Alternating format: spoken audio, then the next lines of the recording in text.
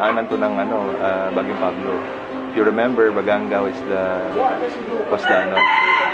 landfall of the Typhoon Pablo. So lahat dito walang nakatakas doon sa pinsala dulot ng Bagyong Pablo. Kaya yung mga bubong dito, nilipad lahat yan.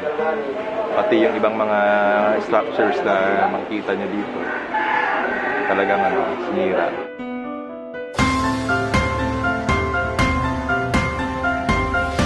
Malayo sa mga serbisyo na inaasahan natin sa isang gobyerno. Edukasyon halimbawa ay hindi ganun kaganda. Isa't kalahating araw lang daw kada linggo yung teacher tuturo. So hindi rin ganun ka ganda yung quality ng education na nakukuha nila. Isipin mo, Wednesday na dumadating, nagbibiyahe yung teacher mula sa town, punta dun sa mountainous area.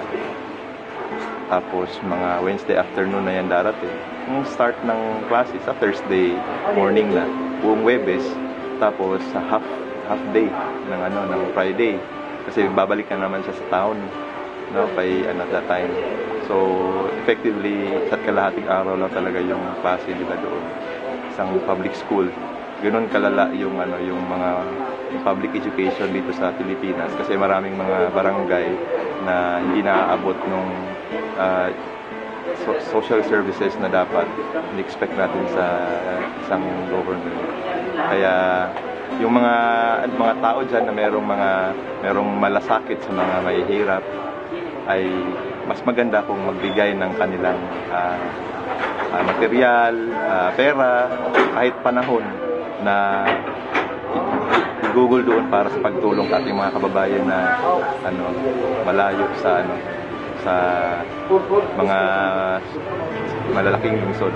Kaya yung People Science School isang initiative din yun na makatulong doon sa mga bata na nandun pa, na lumalaki pa ngayon sa mga ganong klaseng lugar.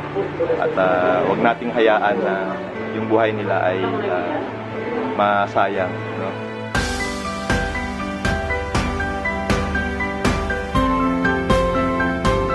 Individuals dito na pwedeng tumulong, whether gwardiya man or yung admin or yung priso mismo, pwedeng tumulong sa People Science School na hopefully ay ma-launch dito sa loob ng Baganga Jail kung saan ay ito na ngayon natirahan ko.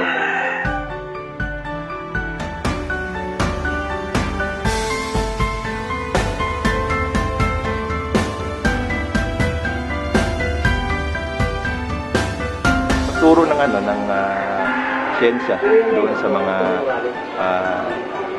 sa mamamayan para umangat yung kanilang kaalaman at yung kanilang pag-unawa sa mga bagay-bagay sa paligid sa isang scientificong pamamaraan.